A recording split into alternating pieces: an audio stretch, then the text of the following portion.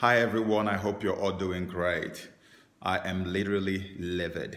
I am very angry and I pray that God will help me to control myself.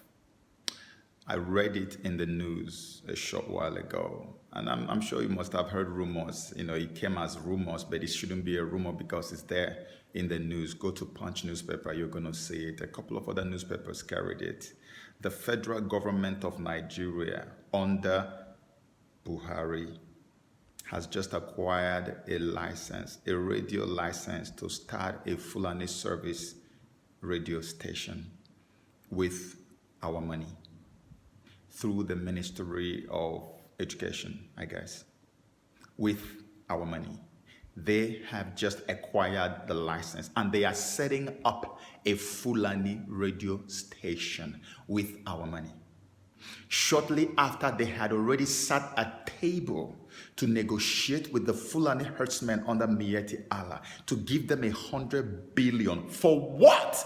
Nobody asked. And the men were even saying, no, we want 160 billion. It came out in the news and it just fizzled out like that and went under the carpet. Our money from the Niger Delta region, from the east, from everywhere, our money that our own people cannot get access to is being doled out to Fulani people. The same people who are killing us every day. I remember when Radio Biafra, when Buhari came to power, one of the first things he decided to attack was Radio Biafra. He and his colonial masters were ready to destroy Radio Biafra. They were looking for how to jam the frequency and do all kinds of stuff. They say, no, they cannot do it. It's a terrorist organization. Now, listen, Fulani herdsmen have been declared the third most dangerous, most wicked, most deadly terrorist organization in the world. Nigerian government has not as yet even proscribed them. Rather, they are sitting at table with them to negotiate with them and give them our money. And nobody's talking. Nobody's saying anything. They have all their rifles, their ammunitions moving around. And suddenly, Obasanjo shows up and says, hey, these guys are serious. They want Islamists. Boom! The Fulani herdsmen probably sent a message to Buhari, and the next thing he signed executive order. Every gun license revoked. So the citizens who cannot be defended by the security operatives, even in a situation, in a nation where hunters are now being used to go and push back terrorists, you are telling us you are revoking gun license. On top of that, you are buying a radio license for the same Fulani people whom we know you will never ever disarm. So my question is this. How wrong was Olatunji Dare of Nations newspaper? You remember that editorial, November of 2018, by that guy who said that he could authoritatively report that the family of Jubril, remember Jubril? This is a Yoruba man. In fact, he was even advising Namdi to update his own report because the family of the man is in Abuja. He said they were in Abuja to negotiate with the federal government and that they said they want to have a power sharing arrangement at the federal level in perpetuity, meaning forever. In other words, they will permanently become power brokers in Nigeria. Foreigners.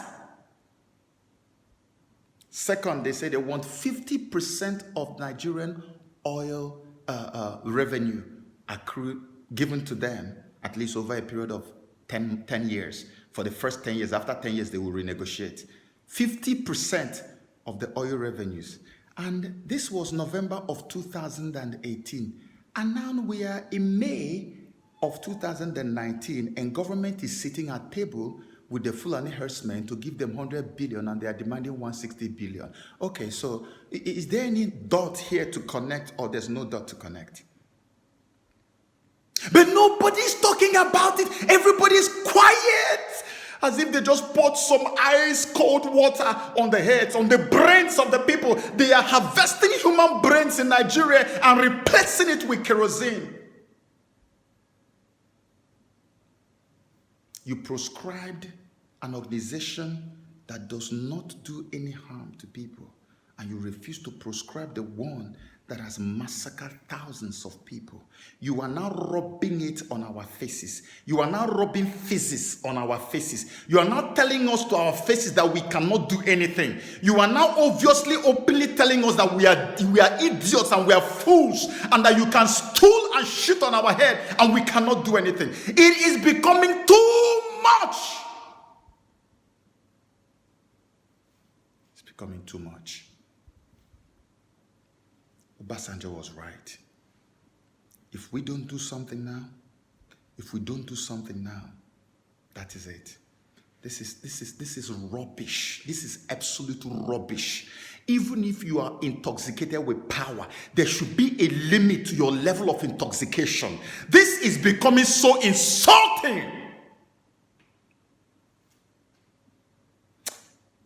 Nigerians, and you guys are busy playing around on social media. And you are busy playing around. Come on to talk, you cannot talk. You don't know that action is preceded by talking. Get up, everybody, talk and post about this wickedness.